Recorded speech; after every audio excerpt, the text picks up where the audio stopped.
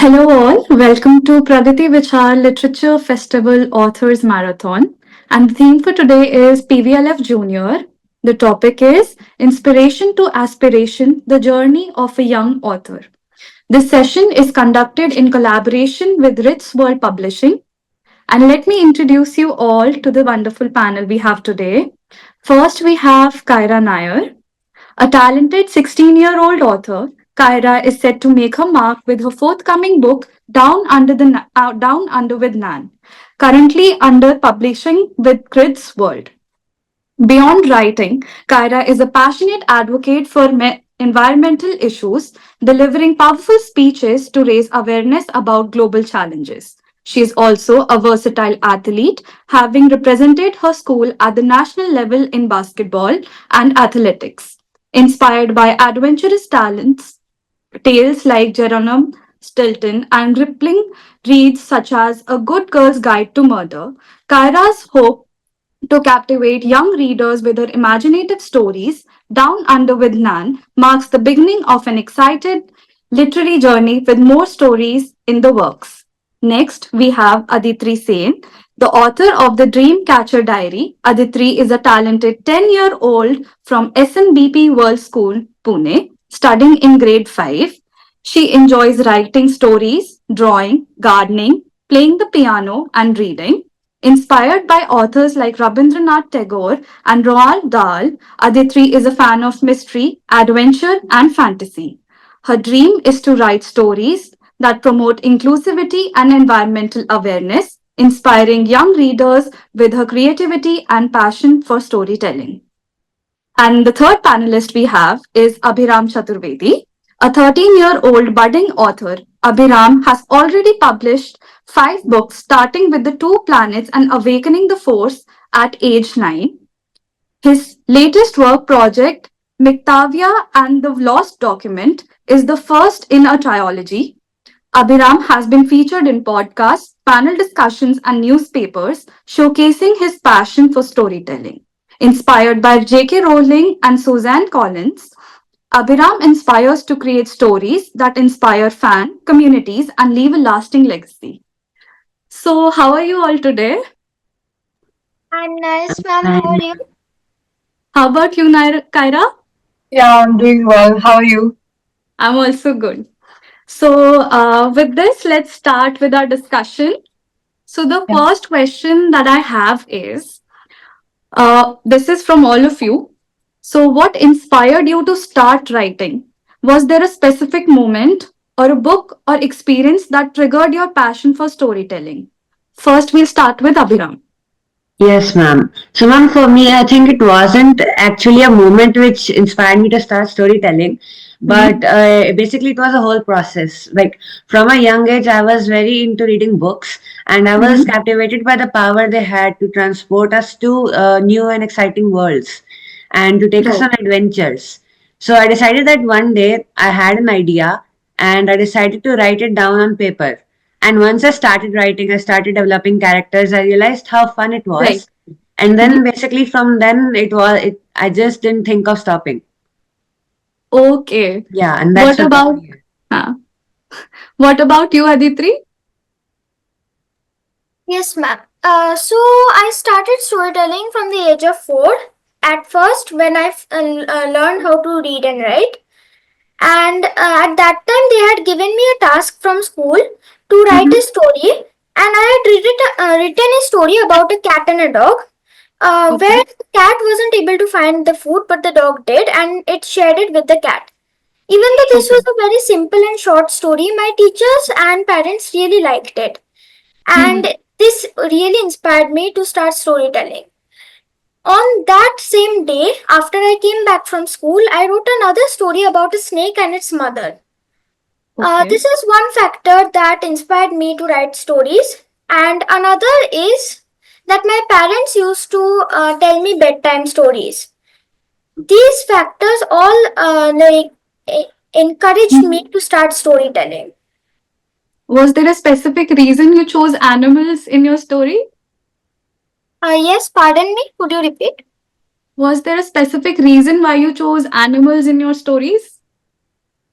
Yes, I actually really like the nature and the environment, and I want everyone else to know that they Mhm. should care about the nature.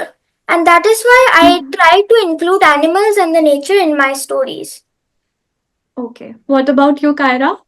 So again, I feel like all the people that I'm surrounded with through my entire life is one of the main reasons that I fell in love with storytelling.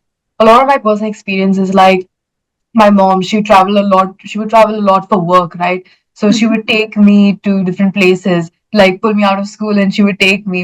So I got an opportunity to like be in the office with my mom, meet a lot of the locals over there, and learn about their cultures. My grandmother, she would also tell me a lot of stories as I was growing up. I would love listening to stories from her. And it would be about me and my friends and my cousins going on stories. And it was always end with me with getting a medal from the prime minister. Then, Okay. so, and of course, my grand aunt, she's an English teacher. So she would help me a lot with like school essays and stuff.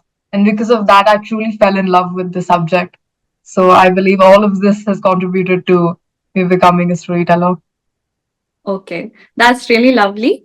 Yeah. So the next question is, you all have diverse interests, from dance and nature to science fiction and fantasies. How do these hobbies and passions shape your stories? Let's start with Aditri first. Okay, ma'am.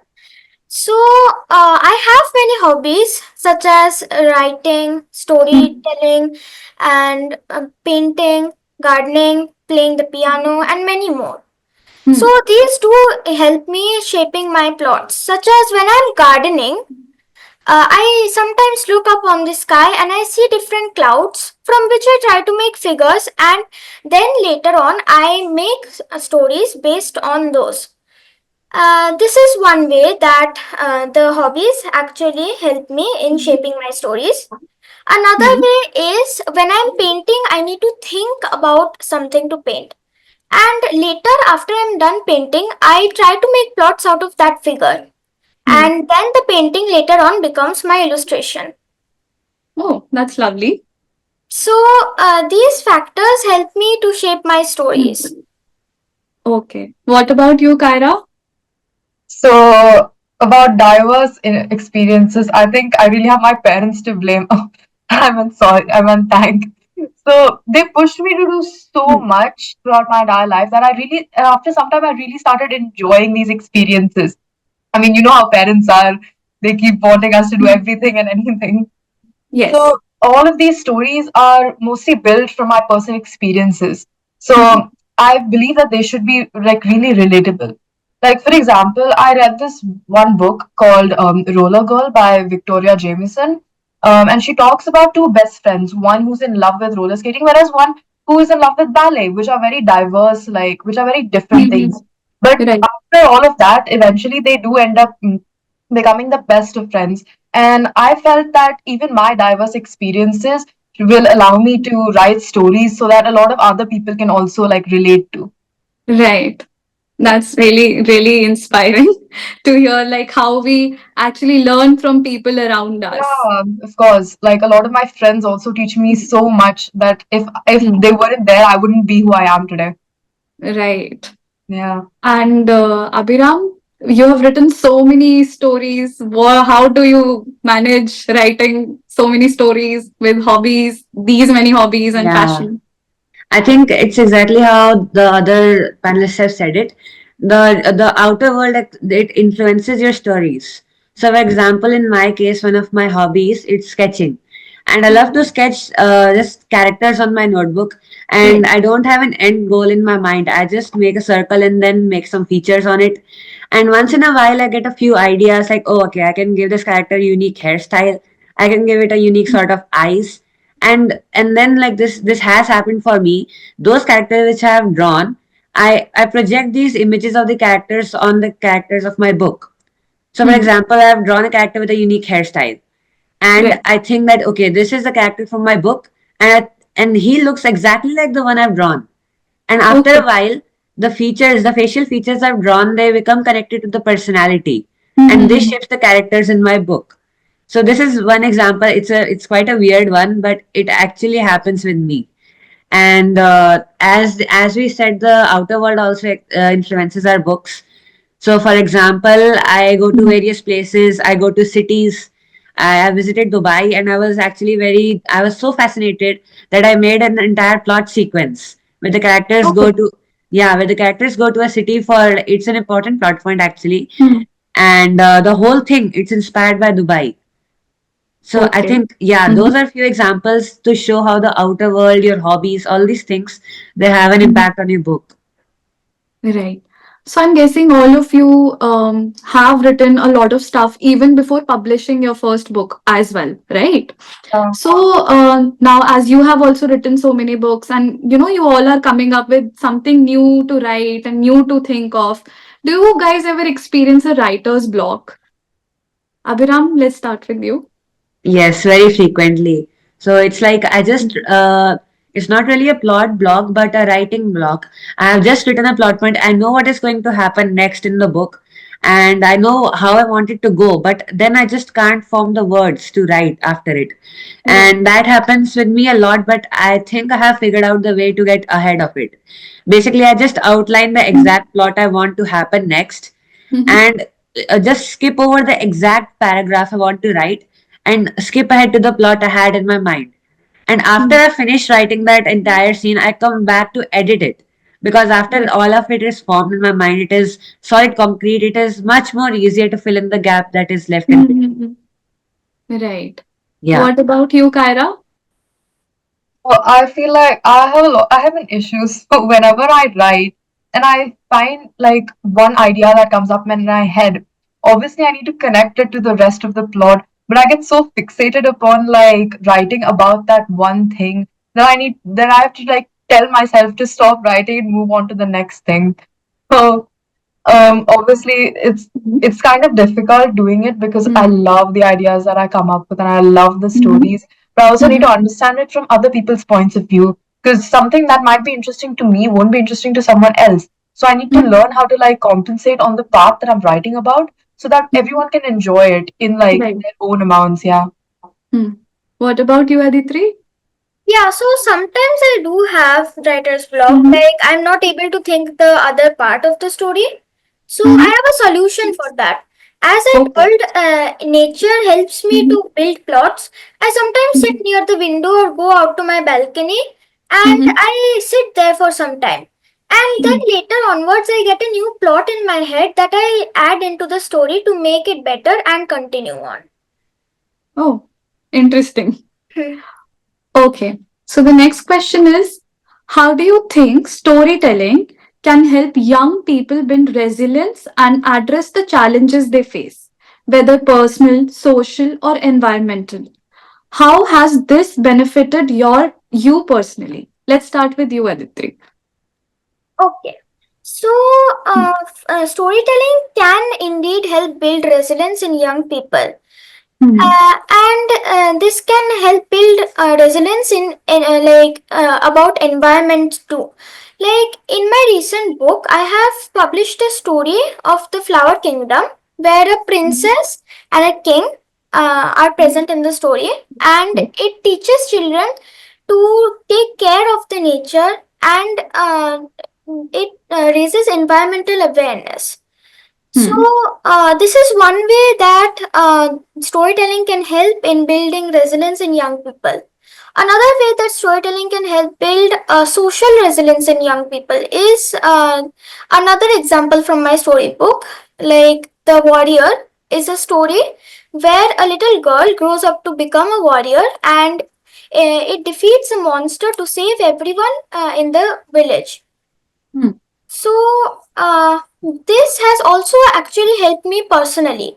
Like when I'm sharing my story with my peers or my other relatives, they share me feedback, which help me to improve my plot. And this also helps me to enhance my communicative skills. Okay. What about you, Abhiram? Yes, ma'am. So even I think storytelling has a great role to play in developing resilience in young people. And I think it's a really simple reason because, to write stories, to write long stories, novels, you need to have a lot of patience, you need to have a lot in mind, and there will be many obstacles you face along the way while writing. But you have to learn to overcome all of them and just go and complete your story. So, for example, in my case, as you talked about Project Victoria in the last document, it's the first in a trilogy series. And Right. I was currently writing, I think it's actually finished now, the second volume of the Project Victoria series. I was writing it for about, I think, 8 or 9 months now. And it really takes time, and I faced many obstacles along the way. But this is the process of storytelling. You need to overcome all of them. And I think this long session of writing, it very makes you resilient in real life as well. Right. And how do you think that this has benefited you personally? Because as I've written the story, I've discovered that no matter what happens in life, you don't need to stop. Because after all, the obstacles that come, they just stay there for a few days or max to max just 1 or 2 weeks. And then after that, they go away and you can just continue writing your story. And there are always ways to adapt this. Because, for example, while I was writing, I had to go out for summer breaks and I was gone for almost a week. So I was thinking like, how will I continue my story? How will I be able to connect to the plot once I come back? And I was really stuck for a while, but then I decided that okay, I could link my account to my phone and type on my phone for the while I was gone. And so that's how it can build resilience in you. It can make you learn how to overcome obstacles. Beautifully said. Beautifully said. Thank you. And what about you, Kaira? So I'm a huge daydreamer, and if someone were to teach me something, like I probably would not be able to remember it. Whereas if someone told me in a way, in the form of a story, I would be able to remember it better. Obviously, it works for a lot of children that way. So, for example, my father during his school days, he wanted to practice at his school ground, but his school ground didn't have a pit for high jump. Okay. So he spent several days like sitting and digging a pit. And because of the resilience he showed, I think we will get back to Kyra in a while. She's not here with us right now. So, okay, then I'll ask the other questions here. With you two here with me right now, um, what was the first book that you read that you could never, like, you can probably read again and again, and it kind of, sparked the idea of writing? Was there any book like that? Let's start with you. Yeah. Yeah, so I think my answer came to my mind as soon as you asked the question. It's Harry Potter and the Philosopher's Stone. So Oh. yeah, I've read many and many books before that as well, but and I've written my first book before reading Harry Potter. But at that time, reading and writing wasn't as prevalent to me as it was after Harry Potter, because in the Harry Potter series, J.K. Rowling has just framed the characters in such a way that inspired me to take my own stories to the next level. So Right. as yeah, before that, I read Roald Dahl, David Williams, and other authors like that. But they didn't. While the stories were great and they did transport me to the worlds, like I said, they weren't enough to step up my writing game and actually take it from stories to novels that I write today. And I think that Right. was Harry Potter that I read. It was the starting point of all that. Harry Potter is my favorite Yeah, too. it's a lot I've to. read the entire series. I've read it twice or thrice at this point. Oh, lovely. Yeah. What about you, Aditri? So one of my favorite books is The Secret Garden. It's like adventure story where a little girl, she's like she doesn't have her mother and father with her right now. She lives at her uncle's house, and it's like a very big mansion. She explores the whole mansion and she ends up finding a garden that has been abandoned, and she tries to restore it. So this story is like very adventurous and I really liked it. So Okay. these two like inspired me to start storytelling, and I've Okay. like read it about 2 to 3 times right now. Oh, who's the writer for this story? I don't really remember the writer's name right now because it is a very old story. It's a classical tale. Right. Okay. Uh, Hi, Kaira. Sorry, I was having some network issues. No problem. So you can continue. So we heard the story till we were talking about resilience and how it has benefited, like writing has benefited you personally. Yeah, And the story ended where your father used to dig a pit and yeah, yeah. So you can continue from there. yeah. So he had dug an entire pit over the course of like several days. And because of the resilience he showed, he ended up going to nationals for high jump. Okay. And so, through stories like these of personal experiences of people, I want to communicate to people that resilience is like how to build resilience, and how even though something's not available, like for Right. my father, you can all there you will always find a way to do it, and obstacles will always be there, but you just need Right. to like stay resilient and like overcome them. Right. Yeah, That's beautifully said. yeah. So, the next question I have is writing can be challenging, especially when you're young. What was the hardest part about writing your first book and how did you overcome it? Let's start with you, Kyra. Okay.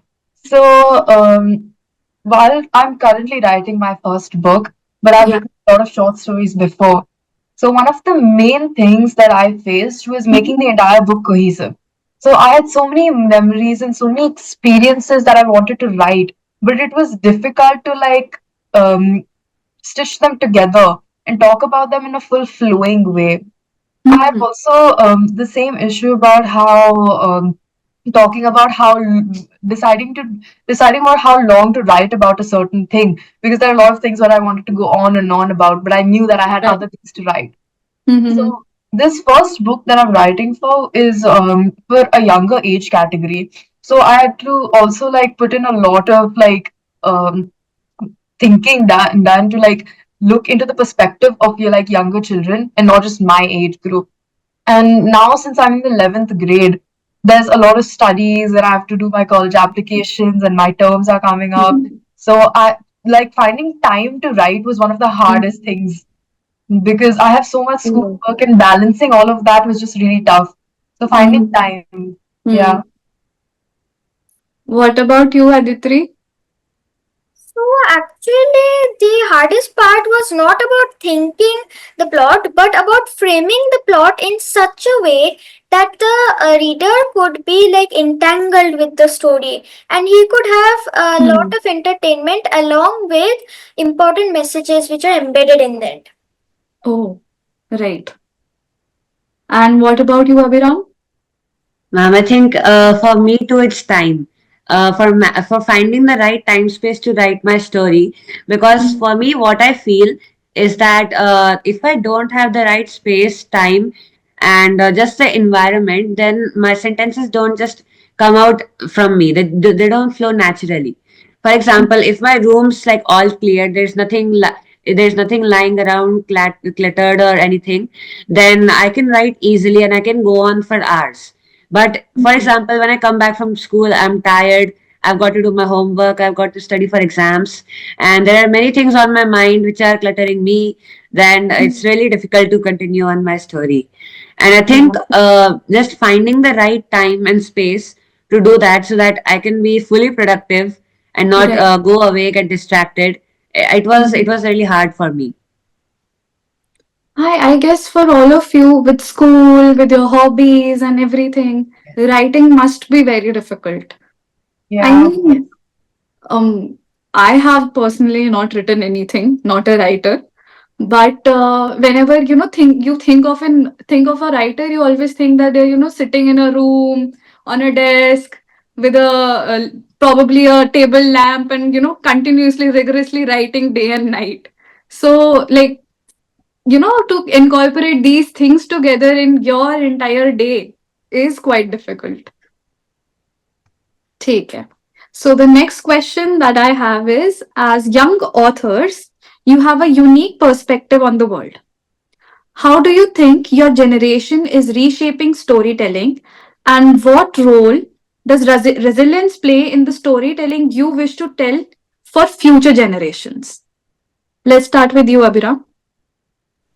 Yes, ma'am.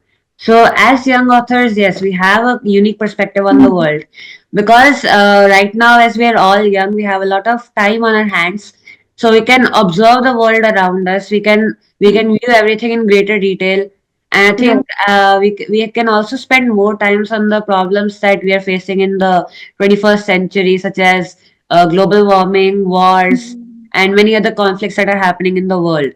And so I think this is the voice that we have because we have a greater understanding, greater observation of things that we can implement these factors in our storytelling.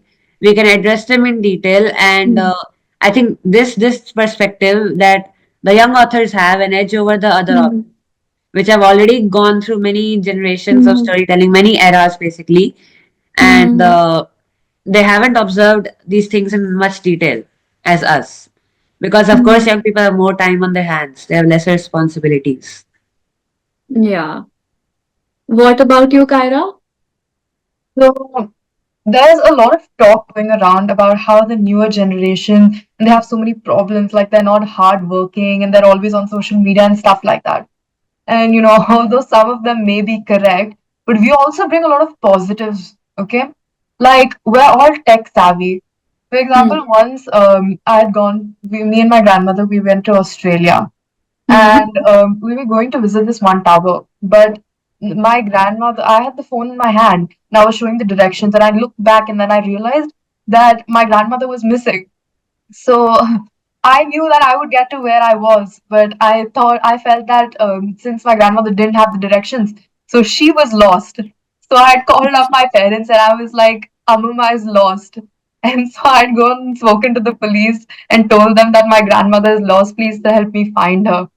So Hmm. even though it was such like a scary situation in a foreign country being lost in the subway, I still felt that it was not me, but it was my grandmother who was lost, and I remained calm and stuff like that. Right. So that just shows how tech savvy our generation is. And Hmm. also, we're very open minded. Hmm. Like, my mother was talking to me the other day, and she was telling me that did you know that there was this girl who Hmm. used to be a boy, and she had a gender operation done to like shift genders. And I was just like, why are you talking about this? Like, it's not something that we need to gossip about or talk in like a hushed Hmm. way, because Right. it's something that Hmm. is their opinion. It's and not any of our business, and it's not something like something wrong that has been done, which just shows how open-minded our Hmm. generation is. And also, we are like we I went to Italy for like a summer camp along with 20 other countries. And so the younger generation is much more easier to like it's much more easier for us to gel with other cultures, whereas like the older generation would stay with people of their culture. And Hmm. also, through all of this, I just want to tell that our generation views adaptation and innovation as the new form of resilience. So that's Hmm. the view I want to impart on the future generation. Hmm. Yeah. Lovely. And Aditri? Yes, so I indeed do think that our Hmm. generation is reshaping storytelling. As Hmm. in the past, the stories only used to have morals, but nowadays stories have Hmm. many important messages, Hmm. and they have many educational subjects and many other things.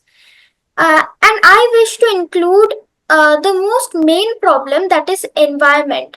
We Hmm. are not taking proper care of the environment. So I want to include environmental awareness, educational subjects, and important messages in the stories, so that other young readers could understand me and try to take their actions towards it.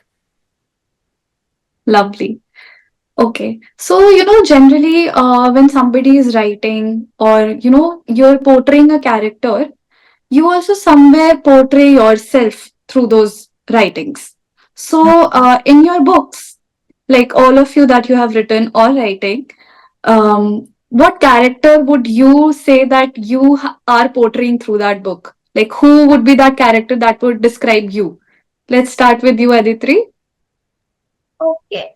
So, in one of my there is a character called Mhm. Oak London, and she Mhm. is a adventurous and mischievous fairy. She Mhm. roams around everywhere, and she Mhm. and like loves to explore new things. She Mhm. is also very honest, and she is very kind to others. Mhm. And I think that this actually somewhat describes my character. Oh, what about you, Abhinav? Yes, ma'am. So for me, like I'm writing the Mhm. Project Mitavia series right now, Mhm. and in it there's a character called Nico, and I think he's almost perfectly like me. Though I haven't consciously tried to portray myself as him, Right. but I realized that he has come to be almost like me. So for Mhm. starters, he loves technology. In the Mhm. story, the main characters they're Nico and Lime, and Mhm. they're orphans, but they don't know why the reason their parents are dead. It's all shrouded in mystery, and they're Mhm. working towards getting that mystery uncovered. And in that process, they've joined an organization called Project Victavia. And there's so much technology, so much confusion, basically. And Mhm. Nico is just going through everything. He's basically taking all his time to explore Mhm. these tech things, these computers, these machines, all of it. And I think if it were me in that situation, if I were to go to Mictavia, I'd do the exact same thing. I'd figure out everything I didn't know about the world, and I'd try to, just work these machines out. And after all that, he has a great sense of humor. Oh, so you believe you have a great sense of I think humor. each of these things, I think they relate to me a lot. Oh. And in addition Mhm. to that, in my latest, the volume I'm writing right now, Mhm. Project Mitavi and the Silver Blood, they're actually trying to complete a task, and I won't spoil much because if I do, then yeah. And Nico's one of the last to do it. He's trying to complete it all this time, but he's continuously failing at it. And I think that also portrays me somewhere because Mhm. um I also take a lot of time to grasp new skills. And once I do it, though, as Nico's Mhm. reaction was quite nice. His whole character changed after that moment. And I think Mhm. something like that is also happening to me. It also happens. Oh, okay. What about you, Kyra? So, to be honest, the name of the book is Down Under with Nan. And Mhm. so it's actually the story about me and my grandmother in a different country. It's Okay. our actual experiences that happened. So the entire book is actually about me and what I've actually said during this trip and all the funny moments that happened. Mhm. Yeah. It's like it's non-fiction. No, it's nonfiction. Oh, it's non-fiction. Yeah. Oh, that's lovely. So that means the entire book is about Kyra. Yeah, it's about me and all the thoughts and all the funny things that I said and Mhm. all the experiences I had. Hmm. Okay. So, Aditri, I have a question for you. You focus on themes like inclusivity and environmental awareness in your stories. Can you share how you weave these important messages into your narratives in a way that's both creative and educational? Yes. So it is done to a similar way like a yarn. A yarn is like a tool that is used to make cloths. Mhm. So it needs a base, and it needs Mhm. many colorful strings and those to make embroideries in it. And storytelling in my type is actually very similar to a yarn. I Mhm. first take the plot and then I try to add designs in it like horror, mystery, adventure, morale, and many more. And then as I go to the end of the stories, I add even more embroidery and I try to make it as good as I can, including all those Mhm. environmental awareness and few important messages. Oh, Kyra, I Yeah. have a question for you. Your journey as a writer is inspired by vibrant stories and environmental advocacy. How do you blend your love for storytelling with the message of awareness and action on global issues? First of all, I would like to thank my grandmother for exposing me to all sorts of events and talks about the environment and climate Right. change and global warming. And honestly, because of all of this, I've fallen in love with it. I Hmm. love it. I love preserving it. So I just want to convey the message to save the environment to people of different age groups and not just adults who give speeches and like we will have to sit and monotonously listen to it the whole time, but to the younger generation who are the actual future and the one who needs to understand the value and the depth of our environment and how we need to preserve it. Mhm. So Right. I had taken ice skating lessons, and after a few sessions, I genuinely wondered how these penguins would survive in that with so much cold weather all the time, practically ice skating for their entire lives. But Mm. this got me thinking about how all the icebergs are melting and what would happen to the home and like how the penguins survive and what will happen to the ice skating. But Mhm. so this made me want to write a story about their lives and to Mhm. inform the newest future generations about the harmful effects of climate change through somewhat of a story or like a Mhm. nice relatable thing so that they could actually understand um, the dangers of climate change and global warming and not just through some boring speech, you know. Yeah. Yeah. Okay. Abhiram, as someone who has published multiple books at a young age, what do you find most exciting about creating a series? And how do you keep your readers engaged across different books in the same storyline? Yes, so I think the correct question should be what I don't like about writing a series. Because yeah, writing a series is just so many things that I love about it. But I Mhm. think I'll go over two major things: the impact and basically the world setup, the world building. So Mhm. first of all, the world building, the my favorite part about writing a book is basically it gives you so much time, it gives you so much pages to cover your whole world that you are making. And it can really give you a lot of potential to make your own unique world with its own characters, own culture, own languages, and even religion sometimes. Mhm. And that is something that really stands out to me in every series I read. And for this specific series, I'm writing as well. I've gone quite deep into the culture, religion, and basically technology, people, cities, and how they work. It's it's set in a fictional planet, Planet S20, and it lives 50 years into the future from Mhm. Earth. And this is what I've written about. But leaving aside that, what I've read, for example, Harry Potter, Percy Jackson, The Hunger Games, after I read about it, just it just happens according to its own. My YouTube is filled with these videos, live streams that just with the titles Hogwarts Common Room Ambience. And that's all. That just goes on. There's a fire, there are children chattering, so that's just basically the thing I want to create with Mhm. the world. Just this so much detail that you can create its own ambience that you can get immersed in. And Mhm. the second thing that I've talked about is impact because you can just go through the characters' whole journeys. You can take them on various arcs. They can be happy, they can be sad. You can give them multiple moods, and then you can send messages through the plot, and you can have various things happening, and Mhm. you can basically do anything you want with so much time, so much of the page count you have, and that those are two main things I love. You said that the right question would be what you don't like. Yeah, because I like almost everything about it.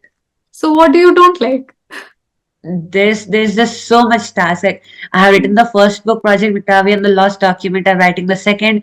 There'll be a third one that I have to write, and I think Mhm. all of this it will take about 2 years for me to finish.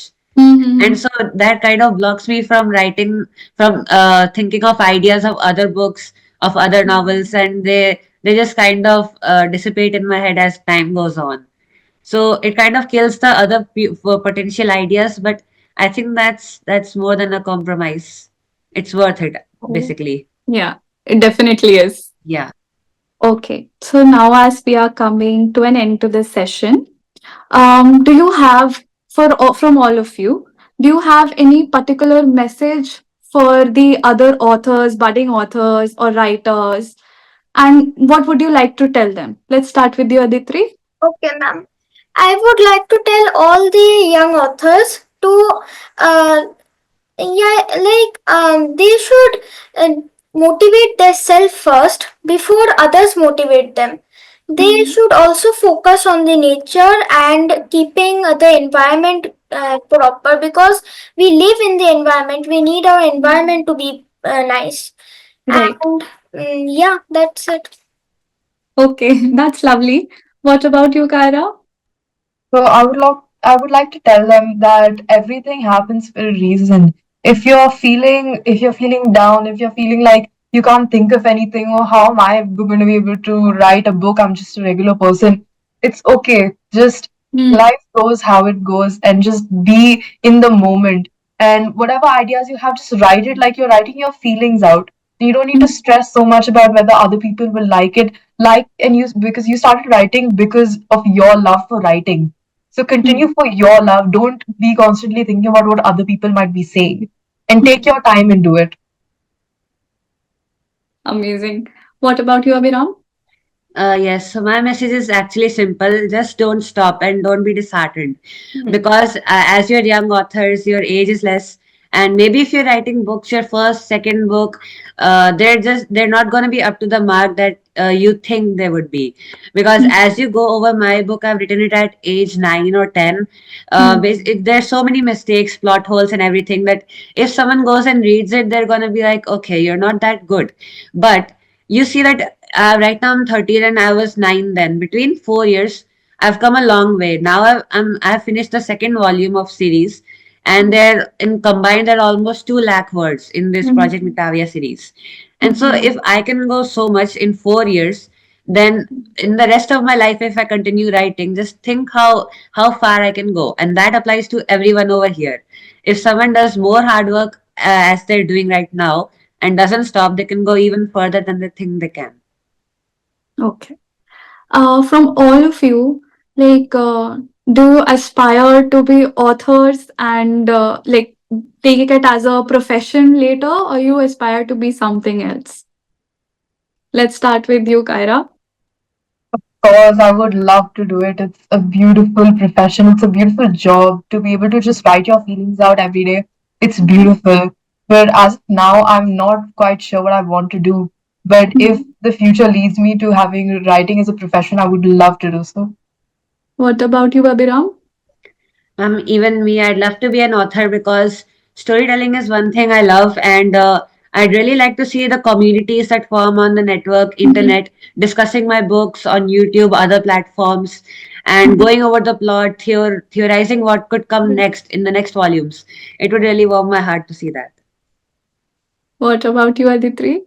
I do want to take author writing as a profession, and I also want to become a doctor so that I could help others in need. That is lovely.